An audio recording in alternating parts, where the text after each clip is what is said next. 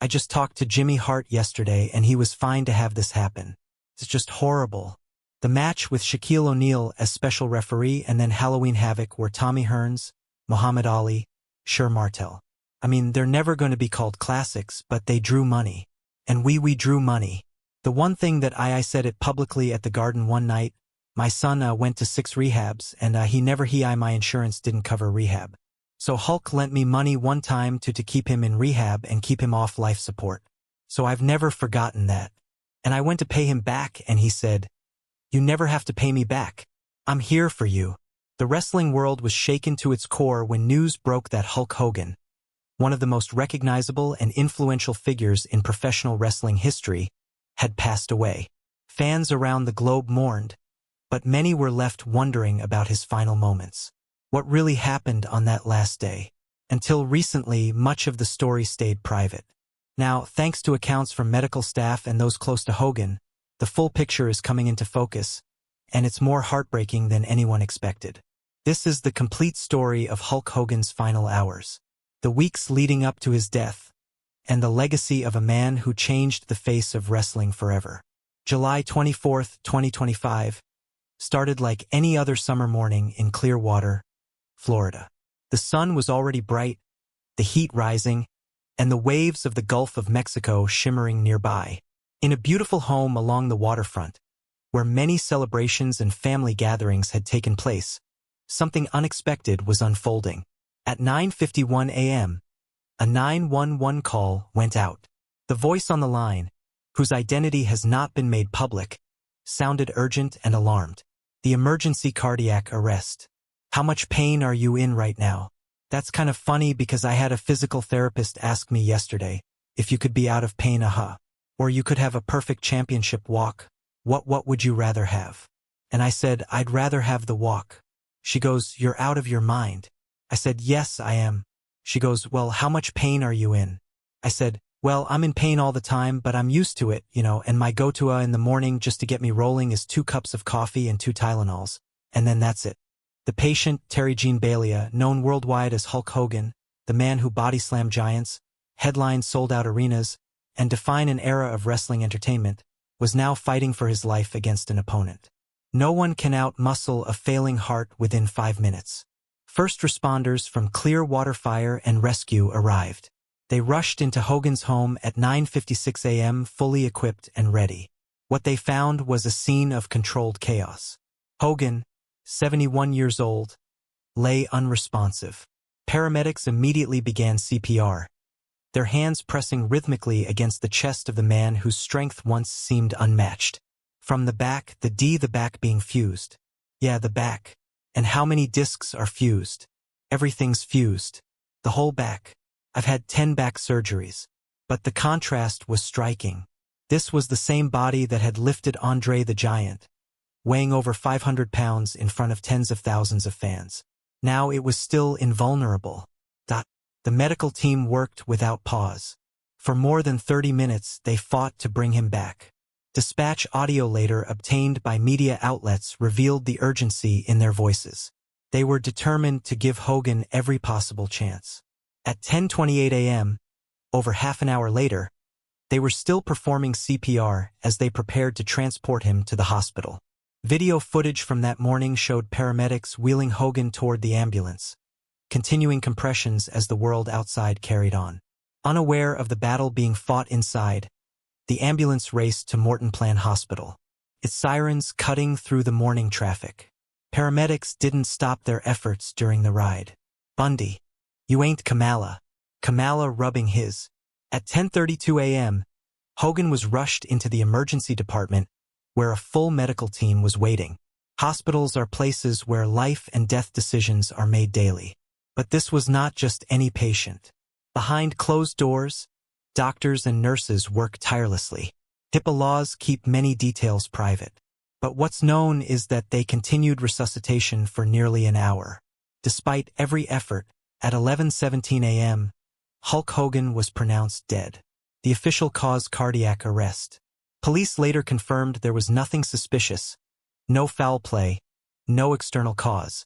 It was simply the end of a long battle between an aging body and years of physical wear and tear. The news spread quickly across social media and news outlets. But inside the hospital, there was only quiet respect for a man whose larger-than-life persona could not overcome the realities of the human heart. Ought to understand how this happened. It's important to look back at the weeks and months before July 24th. Hogan was always known for projecting strength and toughness, but behind the scenes, his health had been declining. In interviews, he admitted to living with constant pain. Speaking to Chris Van Vliet earlier in the year, Hogan openly said, "I'm in pain all the time, but I'm used to it. My morning routine is coffee and Tylenol. Then I get moving." This was a man who had learned to live with discomfort, prioritizing his public image and passion for wrestling over his own well-being. May 2025 brought a major health challenge, a complex spinal fusion surgery. This was not a minor procedure. It involved multiple levels of his cervical spine and was one of many surgeries Hogan had undergone.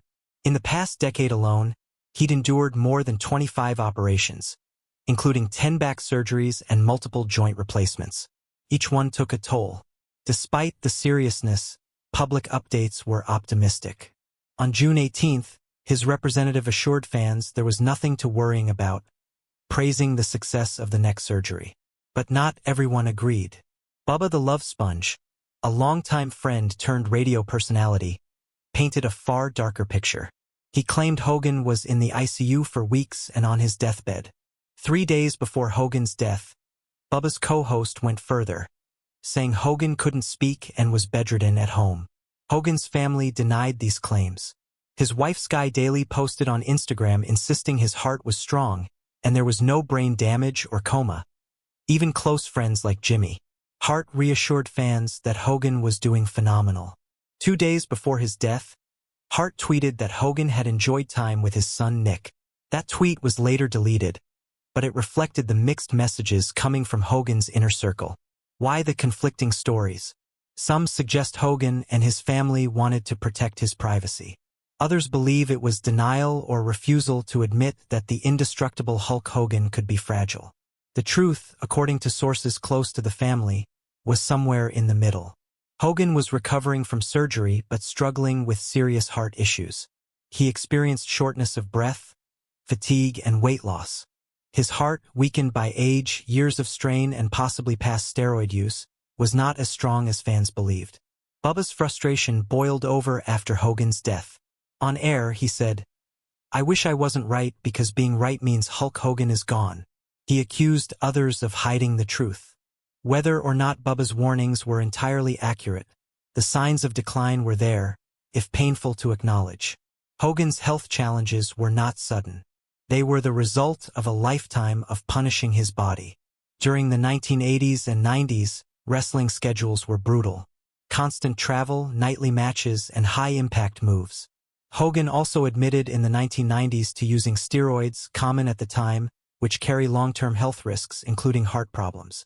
Every surgery, every injury added up. By 2025, Hogan's body had been through decades of physical abuse. That final spinal surgery may have put extra strain on an already weakened system.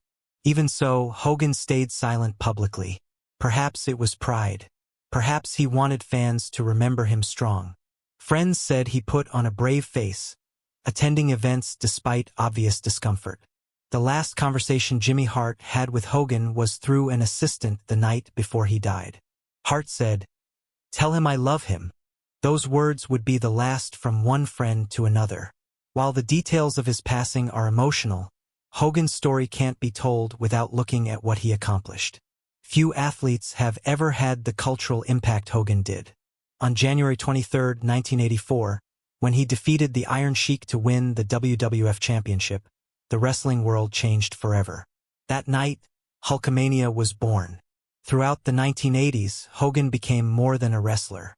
He was a household name, appearing on magazine covers, in cartoons, and even in movies. WrestleMania 3, where he Botus slammed Andre the Giant, drew more than 93,000 fans, a record at the time. He made wrestling mainstream, connecting with children and adults alike.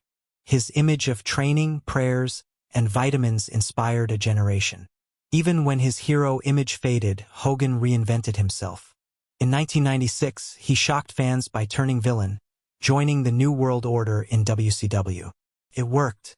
Ratings soared and Hogan proved he could adapt and remain a top star well into his 40s. His influence paved the way for stars like The Rock, John Cena, and countless others who followed the path from wrestling to broader entertainment careers. Hogan's story was not without controversy. Later in life, he faced public backlash over leaked private comments and political views. Family relationships were sometimes strained. At the time of his death, his daughter Brooke remained distant, though she had expressed love and concern for his health. But despite flaws and missteps, Hogan's contributions to wrestling are undeniable. He helped turn a niche sport into a global spectacle. Every t-shirt sold, every action figure, every major wrestling event owes something to the blueprint he created. Even Make-A-Wish Foundation records show Hogan was among the most requested celebrities during his peak, giving joy to children facing serious illnesses. When the end came, it was sudden but not entirely surprising. The years had caught up with him, and the body that once seemed unstoppable finally gave way.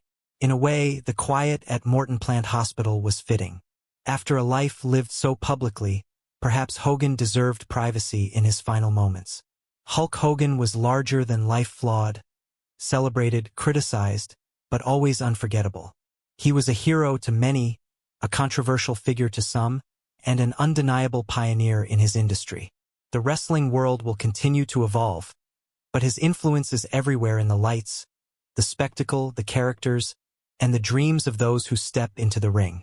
And maybe that's the best way to remember him. Not just as a man who died on a summer morning in Florida, but as the person who made millions believe in something bigger than themselves.